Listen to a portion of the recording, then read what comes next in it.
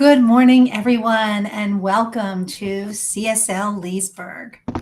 I am Tamara, and Tamara, we lost your sound. You got muted.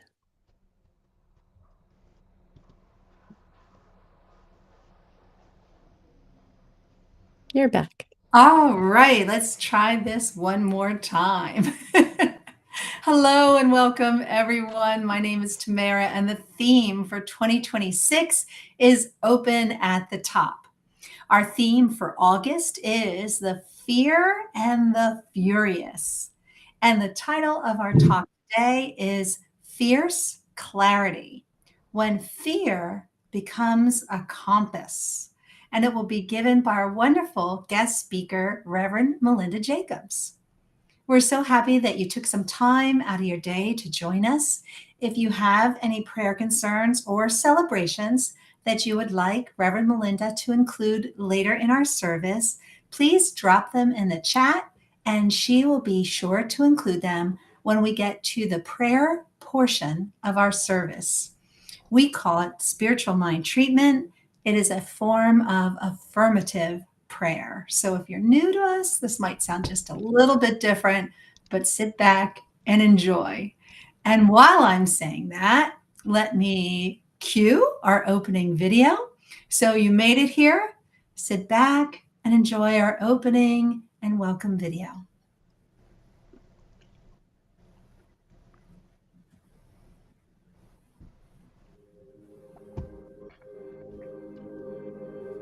Please join us as we create our sacred space. We set our intentions of deepening into our awareness and practice of our 5 pillars of spiritual living by lighting this candle in our virtual world. Our first pillar is sacred study, represented by the divine quality of truth. We use this pillar to recognize the importance of an open mind and the power of our minds. The second pillar is affirmative prayer, represented by the divine quality power. This pillar honors the power of prayer in our daily lives. Our third pillar is meditation and the divine quality of peace.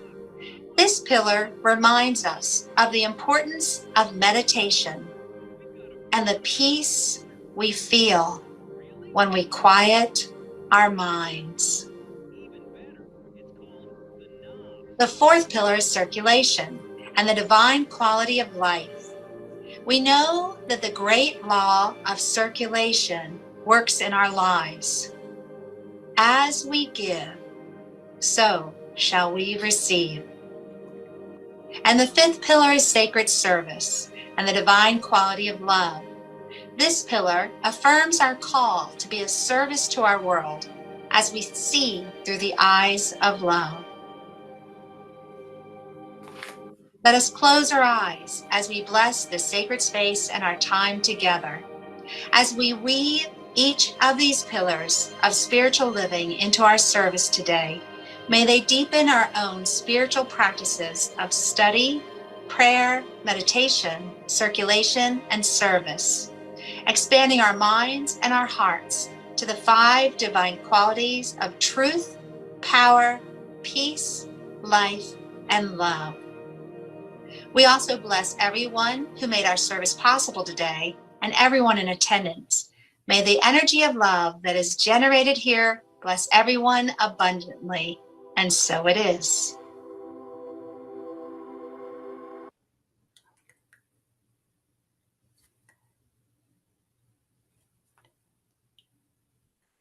All right, folks, let me introduce our guest speaker, Reverend Melinda, who will take us through our meditation as well as our message for today. So if you're a regular at CSL Leesburg, then you know this lovely, lovely face. Reverend Melinda, not only being a reverend, she is also a hypnotherapist and she works with clients who have experienced trauma. And she helps and guides them as they go on their healing journey. So I'm going to turn it over now to Reverend Melinda for our meditation. Thank you, Tamara. Good morning, everybody. Well, let's go into that sacred practice of stillness and silence. And so, if it's comfortable for you, I'll have you close your eyes. And if you'd rather leave your eyes open, that is perfectly fine. And just find something to soften your focus on. And just bringing all your attention into this moment.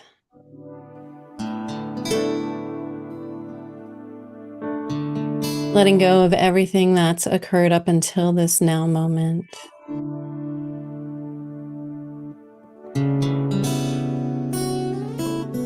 And anything that's going to happen beyond our time together, just imagining handing that over to that higher power, putting it into the hands of the divine for safekeeping. So that you can take a deep breath with me. Let's go ahead and inhale together. And an audible exhale.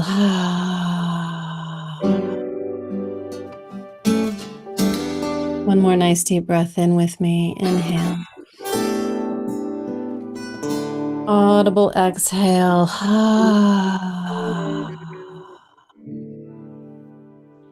Feeling the body temple sinking into the support beneath you. Feeling that support rising up to hold you, to catch you, to carry you.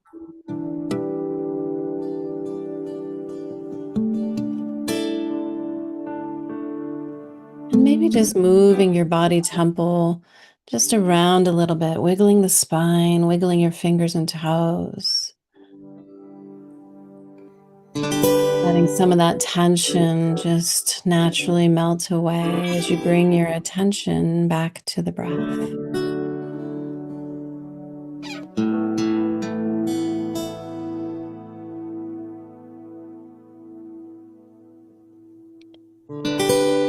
We acknowledge and recognize this body temple as a vehicle in which we are moving through this lifetime in.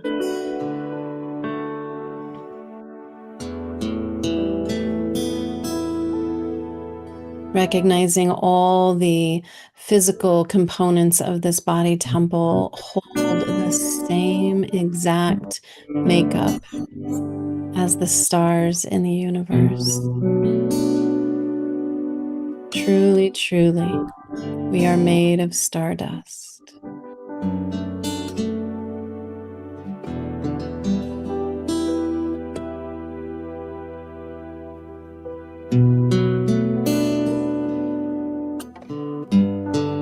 And just to give a little love to the body temple, maybe even placing your hands on your heart.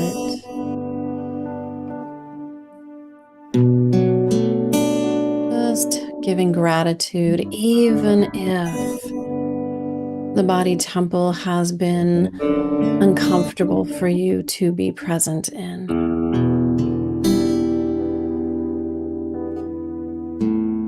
Giving gratitude for this place, this space that holds our awareness.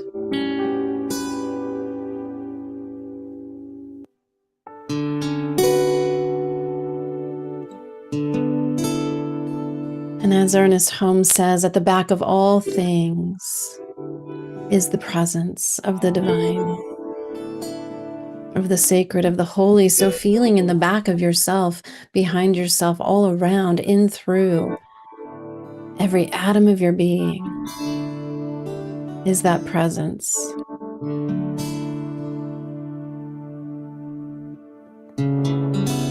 That unwavering presence of the divine.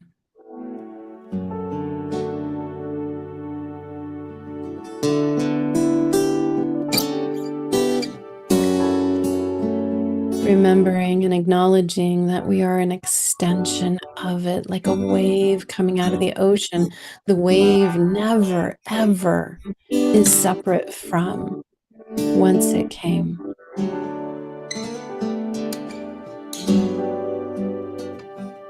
We are the extension of that presence.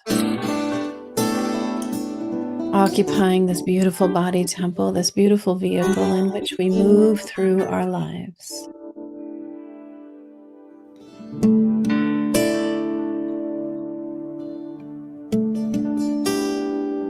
And extending your awareness to the people in your inner circle, your family, your friends, your companions. Recognizing that we're playing a little bit of bumper cars with the divine presence that is in the body temple of the person that's in your life. We get to gently ride this life with them. Sometimes we bump into them. Sometimes we get stuck and we need a little help out to get ourselves back moving forward again.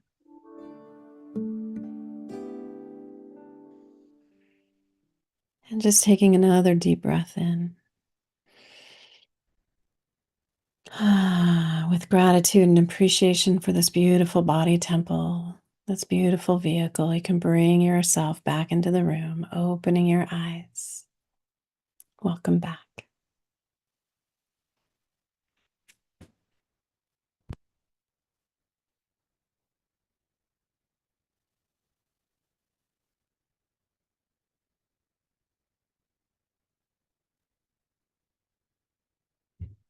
And so Chantal is queuing up our music from our beloved Leah.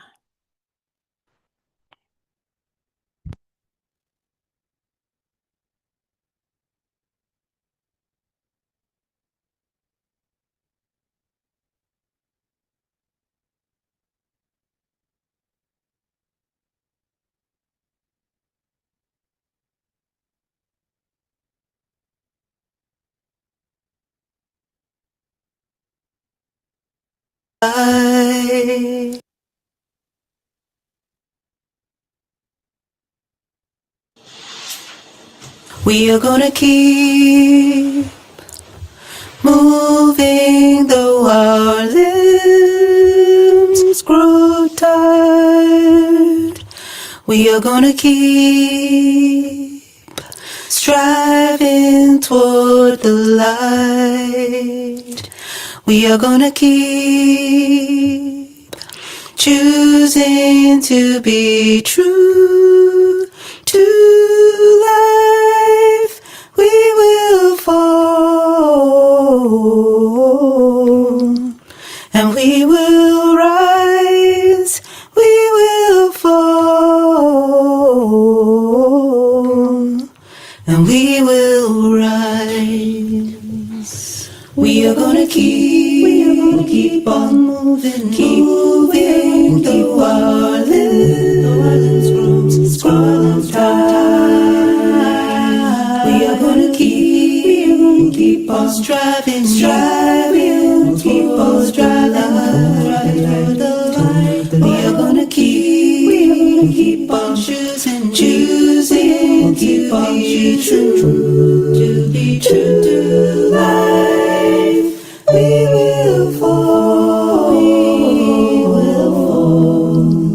and we will rise. We will fall,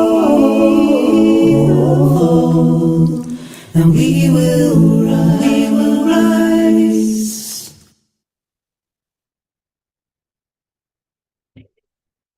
Oh, that was beautiful. Thank you so much. It definitely takes a village, and Reverend Shar is off on a vacation, I think. I'm not sure where she's off to, but I am so blessed to be with you here today. My name's Reverend Melinda Jacobs. Thank you everyone who puts this together, and couldn't do it without you. So, fierce clarity when fear becomes a compass. The question that I invite us to contemplate today is, what if fear isn't a warning, but a doorway to clarity? A doorway to clarity. I work with people all around the world, and probably the number one feeling, the number one um, experience that people are having, especially lately, is anxiety and worry. And all of those are branches and flavors of fear. And it's interesting to me that, as I deepen into my own understanding of science of mind principles, as I practice my own in my own way in my life, remembering that connection of the divine, there's just such an interesting human experience that we have being on this planet, being in this country, being in this world. And I was just having a conversation with my brother last night, who is exploring new places to live, new communities, and is really caught up in in the different weather. And he's right now, I think he's somewhere in the South, somewhere in Arkansas. Is that the South? I'm sorry if I don't know. Geography is not my forte. It is the South. Thank you, Tamara. um, and he's so concerned about the weather, and he was really interested in coming to Arizona and visiting me here in Arizona. That's where I live. And he's like, oh, but the lack of water, the lack of water. And I'm like, what are you talking about? I live in the Verde Valley. That means green. Green means water. And he's like, well, aren't you scared? Aren't you scared that you're running out of water? I'm like, nope. And it reminded me of a teacher that I studied with for a brief time when I was in San Diego. Probably the most conscious person I've ever known, that I've ever spent time with. And she was so balanced, so completely balanced in her embodiment of spiritual principle and her practical application as she applied it to the world in which she lived. And she lived one block from Yogananda's spiritual center, meditation center in Encinitas. And so the energy in her home was just off the charts. It was so beautiful, so amazing. When you look out her back door, it literally like just steps from the ocean. I mean, paradise, just so beautiful. And I had found out through research that she lives like, I don't know, 60 miles-ish from an actively leaking nuclear site. And I was horrified and stunned. Why would someone so conscious, so in tune with spirit and spiritual principle live so close to something that feels so scary? So scary. And I asked her, I'm like, does it bother you? What's going on there? And she said, I love where I live. That was it. And she said, pretty much there's nowhere in the world that you could ever go where there's not going to be some kind of natural disaster waiting to happen. And I shared that with my brother last night. And the amazing thing about humans is our resilience. The amazing thing about us is that we actually, if you look through the history books, we're pretty nomadic people. We have been moving with the weather, with the resources and the availability forever. We've been doing that. And it was so interesting to share that wisdom from our talk today, that fierce clarity with my brother last night, that no matter where we go, Mother Nature will be right there. And no matter where we go, Spirit is going to be right there with us. And so I open this up this morning, always curious what is going to move through me, because if you don't know, most of my talks, although I have a skeleton outline, are pretty channeled. And so I think it's very interesting that Spirit is sharing these stories with you this morning. So let's see where it's going to go, because I'm not too sure. So, our affirmation today is I face fear with fierce clarity and unwavering presence. I want you to think about the last time you got a little dysregulated, a little anxious, or a little worried. Were you in your fierce clarity in that moment? Probably not. Were you feeling your unwavering presence? Probably not. I looked at our quotes for this week, and unfortunately, they didn't land for me. So I'm bringing this to you. This is from Big Magic, Creative Living Beyond Fear by Elizabeth Gilbert. And I remember reading this the first time, and I loved it. This is basically her love letter to fear. And it starts this way. Dearest fear. I love that. Dearest fear, creativity and I are about to go on a road trip together. I understand you'll be joining us because you always do. I do acknowledge that you believe you have an important job to do in my life, and that you take your job seriously. Apparently, your job is to induce complete panic whenever I'm about to do anything interesting. And may I say, you are superb at your job. So by all means, keep doing your job if you feel you must. But I will also be doing my job on this road trip, which is to work hard and stay focused. And creativity will be doing its job, which is to remain stimulating and inspiring. There's plenty of room in this vehicle for all of us. So make yourself at home, but understand this. Creativity and I are the only ones who will be making any decisions along the way. I recognize and respect that you are part of this family, and I will never exclude you from our activities. But still, your suggestions will never be followed. You're allowed to have a seat and you're allowed to have a voice, but you are not allowed to have a vote. You're not allowed to touch the roadmaps. You're not allowed to suggest detours. You're not allowed to fiddle with the temperature.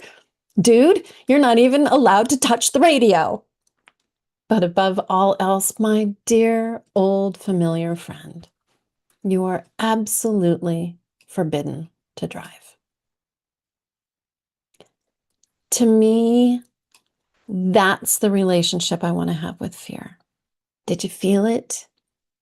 It was welcoming. It was recognizing. It acknowledged that it's part of the experience. It made space. It made room for it to be present. But there is a very clear, and may I say, fierce clarity about what it is allowed to do and what it is not allowed to do. I love that. Ernest Holmes says, if anyone should ever ask whether or not the divine has any intention for them, the answer would be that the only intention, if each person is truly an individual, would be to allow the individual the freedom to discover themselves. That's from Ernest's book, The Science of Mind. And there's fierce clarity in that as well. I went to this amazing ritual ceremony experience last night. It was Lionsgate, and I live just down the road from Sedona. And there was this beautiful, beautiful spiritual center called Sedonia. And they were walking us through the remembering of who we really are, the remembering that you're not aligning to spirit. You're remembering that you're an extension of it. And that has been such a theme for me in these last number of days, weeks, months, even years, is to not pay attention to or feed into with my own fear this idea, this experience that I'm separate. But it's to continuously come back to that unwavering presence that's always here because I am an extension of it. Just like the steering wheel is an extension of the car. It's not separate, it's part of it. The brakes, the gear shift, the radio knob, it's all part of the car. We are part of the sacred of the holy. And in my spiritual seeking, I'm always looking for spiritual community, like-minded people, because that just feels good to be around people who kind of, love to vibe at this level of conversation, this level of understanding.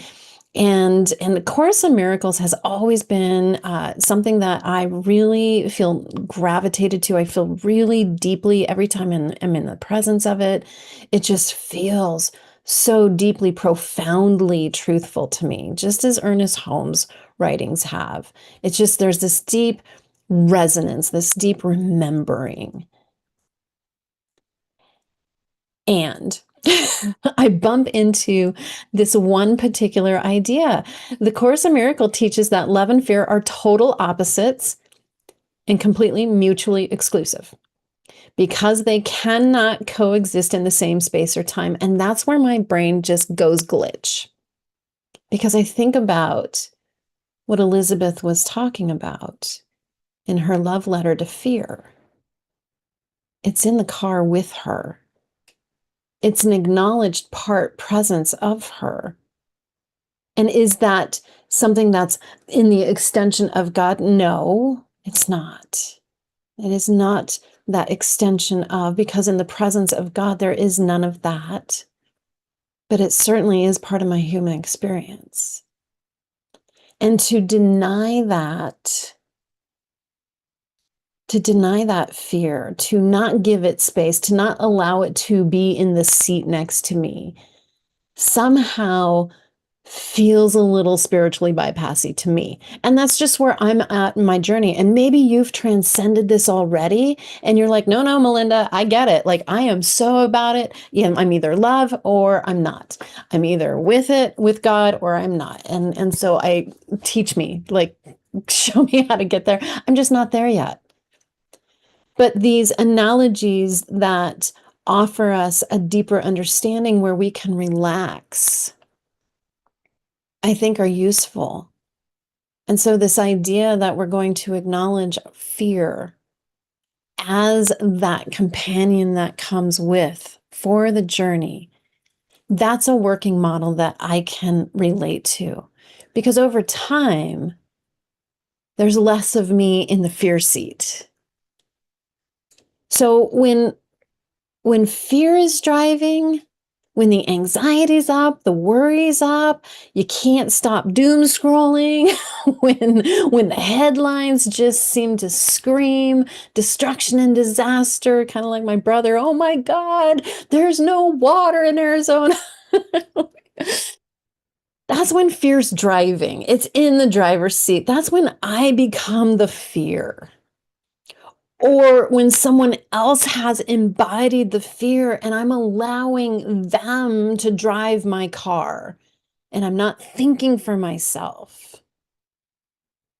That's when there's no separation between me and the story I've made up, the story we've made up, or we're projecting from the past. Oh, we've been here before. History repeats itself.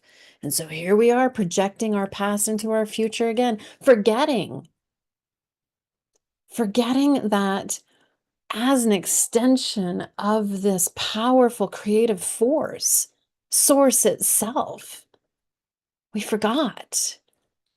And so fear will sit in the driver's seat. It'll start to drive the car. It'll start to direct. It'll start touching the maps. It'll start changing the radio station. It'll put on all of those scary, scary places. Fear sounds like something terrible's going to happen, or I remember something terrible happening, so it's going to happen again. Or it might sound like they don't like me, I don't fit in. I've talked about this new little spa job that I have that's opening so many doors of opportunity for me. And there's an interesting dynamic that someone's playing out with me. They are reminding me how unsettled I get when I'm ignored. When someone is in my presence and they don't acknowledge me, and I watch myself just unravel, like, oh my God, like the panic. And so this beautiful teacher is here to help me recognize the fears in the driver's seat. That I've made up some kind of crazy story about not being spoken to, not being acknowledged, somehow having something to do with my existence. And from a very small little child self, that little girl that was neglected, yeah, she gets a little unsettled when someone is not paying attention to her. And so when fear is our compass, it's just letting us know there's something here that needs our attention. It's reminding us that we stepped out of the driver's seat. It's letting us know that we let go of the steering wheel. When I take the driver's seat, fear gets to have a seat in the car with me. I'm remembering my humanity.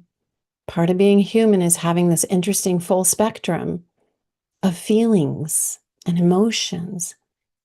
Emotion is energy in motion. And I love how Gilbert just so beautifully welcomes her fear to be in the driver's seat. She does that so beautifully. It's not resentful. There's no bitterness. There's no, oh my gosh, you've ruined my life. There's no victim energy. It's pure, loving acceptance. And this is where I challenge how that piece in A Course of Miracles is spoken. Because to me, if I'm in a vehicle, in an energy, in a container that is made of love, cannot fear have a place in that? Can I not easily sit and be present with that part of me that's remembering things from the past or making up really good stories about what's happening in the moment, or completely uncomfortable with the unknown of the future? Can I not remember that there is an unwavering presence of the divine that is here expressing itself as me? And the more that I remember that essence, that unwavering presence, the more I can face my fear with that fierce clarity. That clarity that, oh yeah, it makes a lot of sense. Based on my past experiences, someone not paying attention to me, completely ignoring me, is going to remind me of other times that felt so deeply hurtful. And I can remember with that fierce clarity and that unwavering presence that in this moment, that's not who I am today. And that's not what's happening today.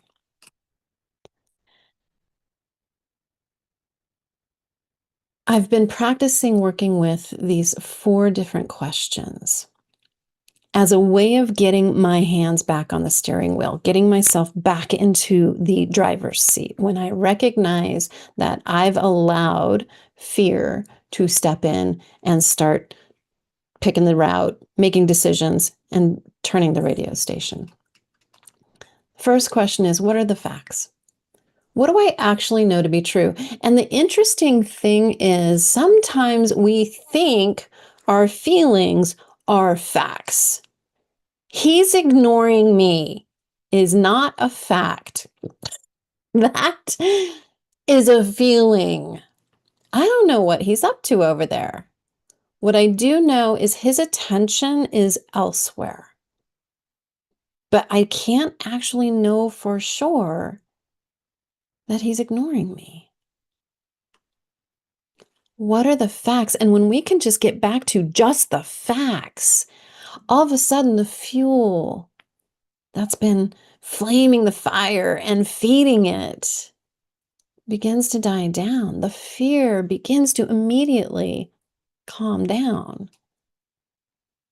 And the next question is, what am I assuming? I'm assuming that I've done something wrong, that he's made some decisions about me, and all of a sudden we're not friends anymore.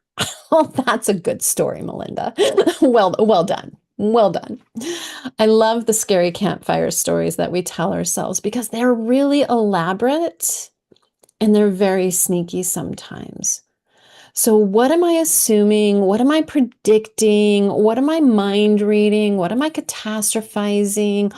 All of those things. We're so good at making up stories and making things mean things. We are meaning-making machines. I love that phrase. And most of the time, it's just not based on anything in deep truth. And then we get into, well, what am I feeling?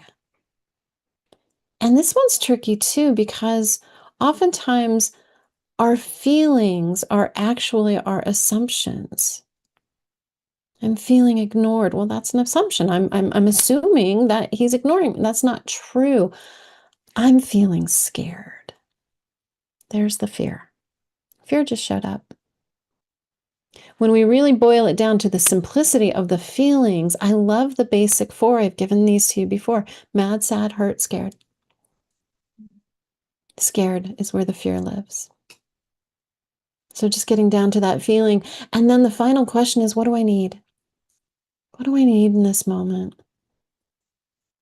And the little voice in me, that little part of me that still has remnants that are a little bit unhealed, wants to say, I need him to pay attention to me. I need him to know that we're friends. I need to know that. No, that's not what I need. That part of me actually just needs to be seen by nobody else but me.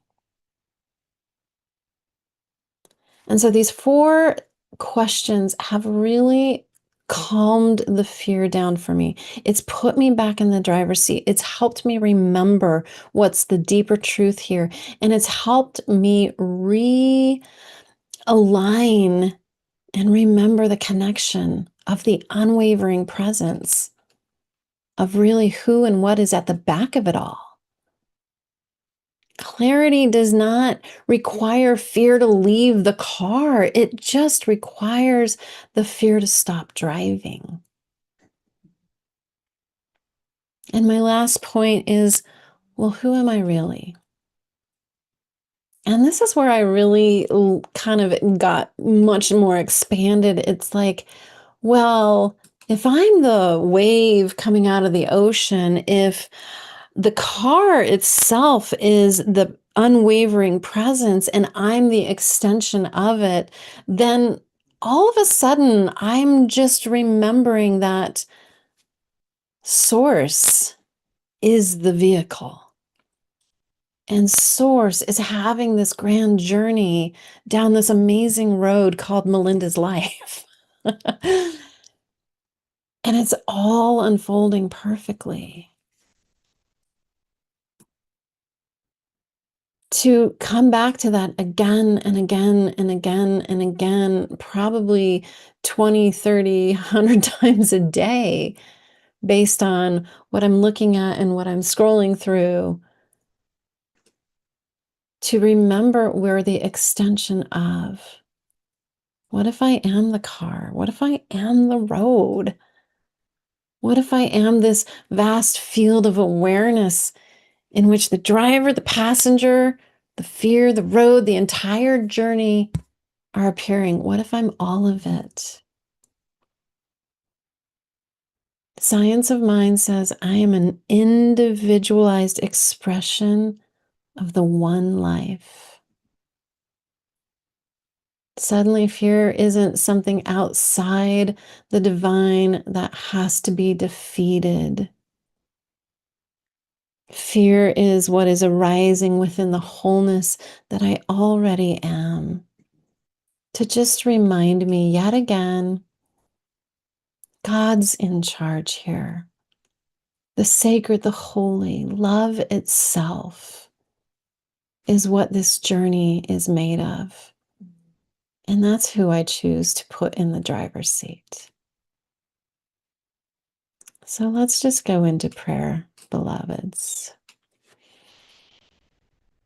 And so this thing we do called affirmative prayer, spiritual mind treatment, is made of 5 steps. Number 1, to recognize and acknowledge that divine life, that one life that is God's life, that is all in all, at the back of all things. It is the road, it is the car, it is the journey, it is the life, it is all the passengers. It is all things. The second step is to recognize our unification with that, that we are an extension of it, that there is no separation. How wonderful it is to remember that wave that moves out of the ocean, this extension that we are out of the divine, the beloved. It's just that. And the recognition is the part where we know that through the power of our words, we claim our truth. And in this moment, for this beloved CSL Leesburg community, I know, claim, and affirm that we are all on this beautiful journey, that we are held in the hands, in the arms, in the heart, in the mind of love itself as we journey.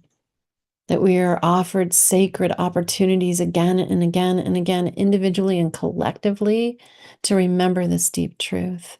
And so that in every moment, in every conflict, is that love, is that presence, in every healing challenge, in every body that is experiencing some form of disease, I know, I claim, I say through the power of my words that health is right there.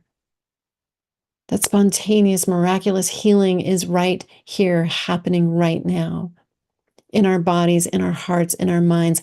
And that miraculous healing spreads like wildfire through our communities, through our countries, and into the world. That healing is happening through the power of this word. I know this to be true. And for our 4th step, we go into gratitude, the ultimate state of receivership. Thank you, thank you, thank you. I know this is done, and for that I am so grateful. And I begin that beautiful journey of looking for the clues, looking for the healing, looking for the laying down of arms, looking for the health and the wellness expanding itself, for the communities thriving, for the abundance expanding. I turn my sights towards that. And the 5th step is release. We let it go, knowing it's done. We just allow it to be. And we affirm by saying, and so it is. Thank you, beloveds.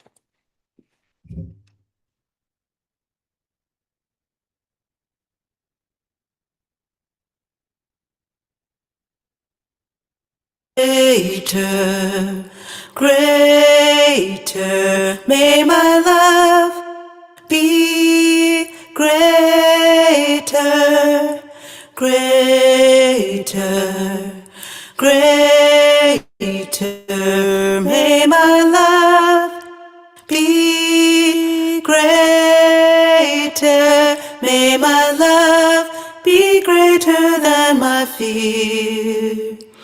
May my love be greater than my fear. May my love be greater than my fear. And may I know I am welcome here. Great, may our love be great. May our love be greater. Great, may our love be great. May our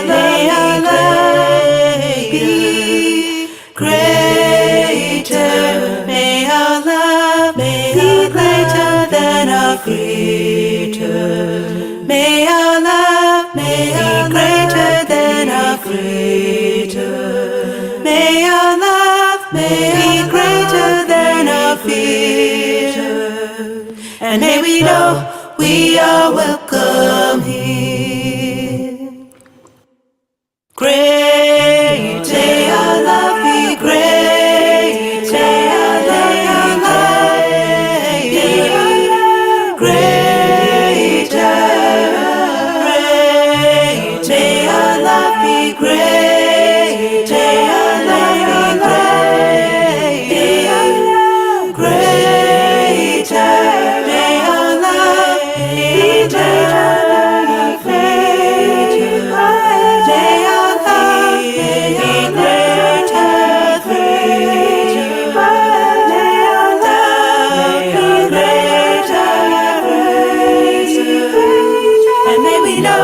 All are welcome here.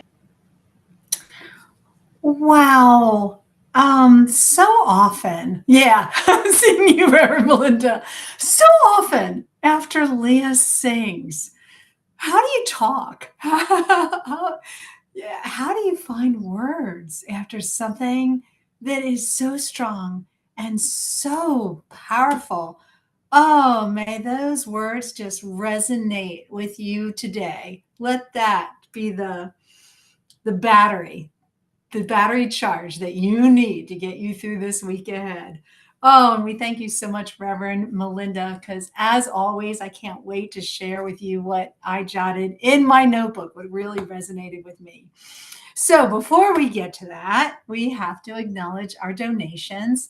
As you heard in our opening video, we practice what we preach. We believe in the law of circulation. As you give, so shall you receive. And because you give to CSL Leesburg, that's how we get our guest speakers like Reverend Melinda. That's how we get our fabulous musicians like Leah and Soul Pajamas. That's how we're able to bring the workshops and the classes. And even what Reverend Melinda mentioned, we get information from our home organization to guide us for the talks on Sunday. So all this is possible because of you. So no matter how you are giving, you can look at the screen, find something that works for you, and let me remind you that we also give too in other ways. We tithe back to our home organization and to organizations that share our vision of helping to create a world that works for everyone. So with all that being said, please join me in the blessing of the gifts. And we're not just talking about the donations here, we're talking about the gift of you and what you give to others. So as you say these words with me, think about what I just said, the gift that you are and what you give to others. Here we go. Please join me. The presence of Spirit within me blesses everyone I meet, tends to heal everything I touch, brings gladness into the life of everyone I contact.